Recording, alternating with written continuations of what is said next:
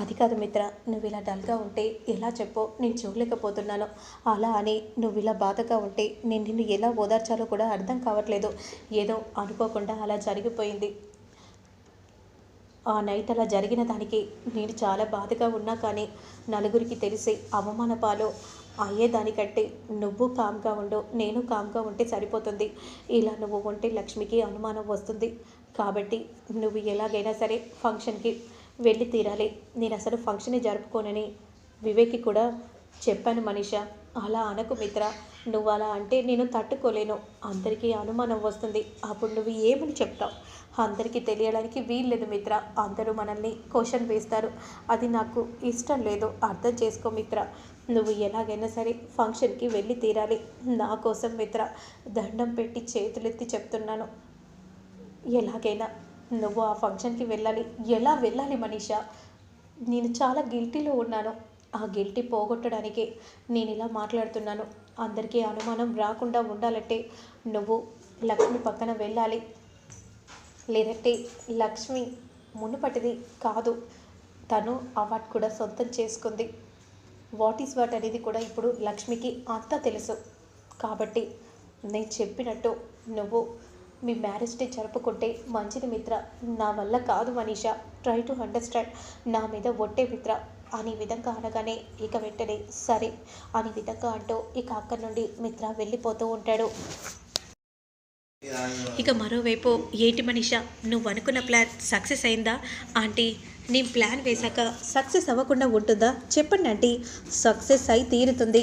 ఇప్పుడు లక్ష్మికి ఇస్తాను చూడండి ఆంటీ అని అంటూ వెంటనే ఇక రూమ్లోకి వెళ్ళగానే లక్ష్మి అలానే చూస్తూ ఉంటుంది. ఇక కావాలని కాలు మీద కాలు వేసుకొని, చూసావా నేనేంటో, నా స్థాయి ఏంటో అర్థమైందా?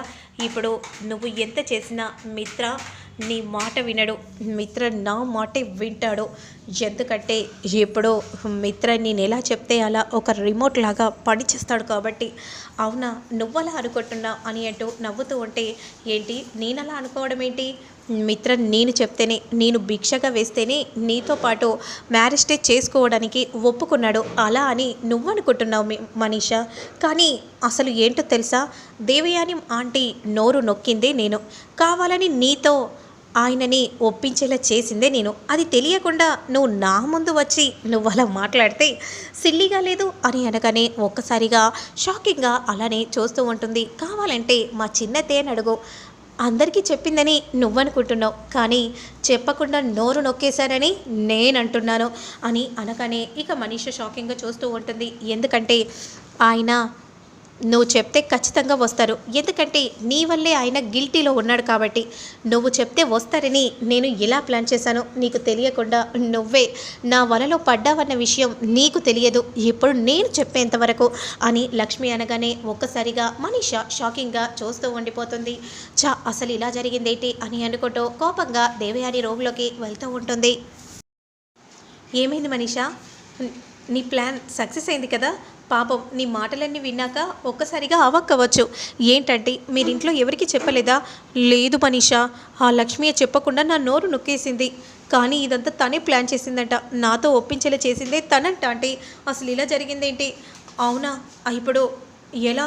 ఇప్పుడు మిత్ర ఎలాగో వస్తాడు కదా, మ్యారేజ్ డే ఫంక్షన్ చాలా బాగా జరుగుతుంది కదా. ఇప్పుడు మరి నువ్వు ఏం చేస్తావు మనీషా? ఆ లక్ష్మి ఇలా చేస్తుందని నేను అస్సలు ఊహించలేదు. చివరి నిమిషంలో ఏదో ఒకటి చేస్తుందని నాకు తెలుసు. ఇప్పుడు అదే జరిగింది. ఇప్పుడు ఎలా మనీషా, ఏం చేద్దామని అనుకుంటున్నావు? ఏముందంటే ఏదో ఒకటి చేసి ఎలాగో మిత్ర ఫంక్షన్కి వస్తున్నాడు కాబట్టి ఫంక్షన్లో అల్లకల్లోలన్నీ సృష్టిస్తాను. ఎలా చేయగలవు? చేస్తానంటే మీరు చూస్తూ ఉండండి అని అంటూ ప్లాన్ అంతా కూడా చెప్పగానే సూపర్ ఐడియా మనీషా, అమ్మో ఇంత పెద్ద ఐడియానా అని విధంగా దేవయాని అంటూ ఉంటే ఇక మరోవైపు, ఏరా ఎంత బాగా డెకరేషన్ చేశారు, చాలా బాగా అందంగా డెకరేషన్ చేశారు కదా. అవునక్క, మన జాను వివేక్లే ఇంత అందంగా డెకరేషన్ చేశారక్క అని అంటూ ఉంటే ఇక బామ్మ చాలా సంతోషపడిపోతూ ఉంటుంది. అంతలో పిల్లలు క్రిందికి దిగుతారు. అందరూ గెస్ట్లు కూడా వస్తారు. అప్పుడు వెంటనే గుడ్ ఈవినింగ్ ఎవ్రీవన్. ఈరోజు మా మమ్మీ మా డాడీ వాళ్ళ వెడ్డింగ్ యానివర్సరీ. మీరందరూ కూడా విచ్చేసినందుకు చాలా కృతజ్ఞతలు. ఇక ఈరోజు మా మమ్మీ మా డాడీ ఎంతో అందంగా రెడీ అయి ముస్తాబై క్రిందికి రాబోతున్నారు. చూడురా ఎంత బాగా మాట్లాడుతున్నారో చూడురా పిల్లలు. చూసావా పిల్లలు ఎలా మాట్లాడుతున్నారో? అవునంటే అని విధంగా కోపంగా అంటూ ఉండగా, ఇక ఇప్పుడు క్రిందికి రాబోతున్నారు, సమయం అయింది కదా.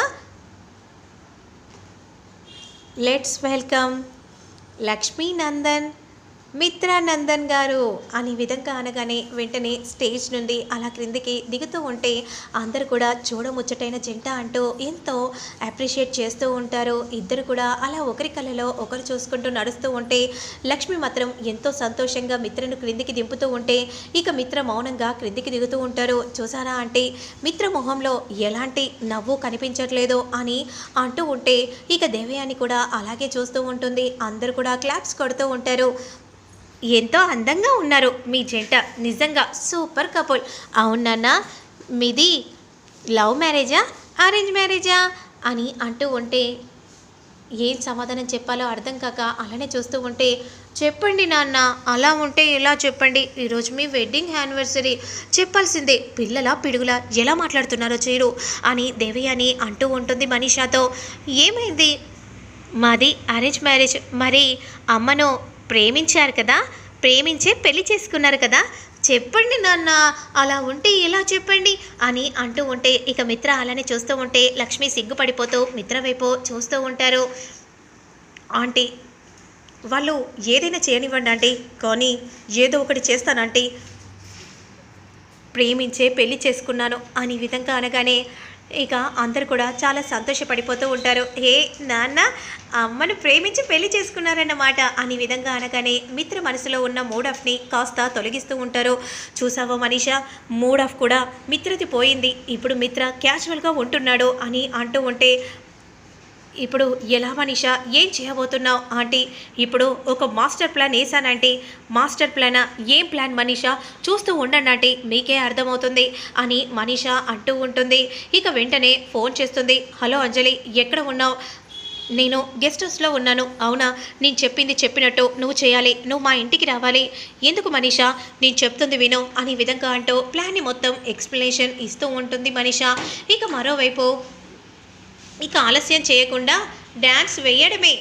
అమ్మ డాడీ ముందుగా మీరు స్టార్ట్ చేయండి, ముందు మీరు చేయండిరా, మీరు చేశాక మేము చేస్తాంలే, సరేనా? అవునమ్మా మీరు చేయండి అని అనగానే ఇక అక్కి జున్ను ఇద్దరు కలిసి డ్యాన్స్ వేస్తూ ఉంటారు. ఎంతో అందంగా అలా అందరూ చూస్తూ ఉంటారు పిల్లల్ని. ఇక ఆ తర్వాత జాను వివేక్లు ఇద్దరు కూడా డ్యూయట్కి డ్యాన్స్ వేస్తూ ఉంటారు. గువ్వ గోరింక సాంగ్కి అందరూ ఎంతో సంతోషంగా క్లాప్స్ కొడతారు వాళ్ళ డ్యాన్స్ చూసి. ఇక ఆ తర్వాత లక్ష్మి మిత్ర ఇద్దరు కలిసి లక్ష్మి సౌభాగ్యవతి పాటకి సాంగ్ వేస్తూ ఉంటారు. అలా మైమర్చిపోతూ ఉంటారు. మిత్ర కూడా లక్ష్మి ప్రేమలో పూర్తిగా పడిపోతాడు. ఎంతో సంతోషంగా అలా ఇద్దరు డ్యాన్స్ వేస్తూ ఉంటే మనిష మాత్రం కోపంతో మండిపడిపోతూ చూస్తూ ఉంటుంది. ఇక లక్ష్మి మిత్ర పాట అయిపోగానే నేను కూడా డ్యాన్స్ చేస్తాను, అమ్మ జాను మంచి ఊపున్న పాట పెట్టమ్మా, అక్క నువ్వు చేయగలవా? అవునరా, నేను వాళ్ళ మ్యారేజ్ డేకి ఎందుకు చేయకుండా ఉంటానో, రావే దేవం అని అంటూ వెంటనే దేవయానిని గట్టిగా పట్టుకొని పెద్ద పులి అన్న పాటకి డ్యాన్స్ వేస్తూ ఉంటారు. మరోవైపు జయదేవ్ కూడా డ్యాన్స్ వేస్తారు.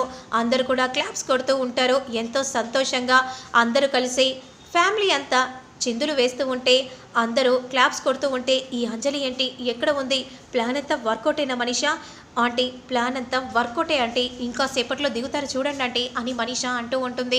ఇక వెంటనే కేక్ని తీసుకుని రాగానే కేక్ కట్ చేస్తూ ఉంటారు.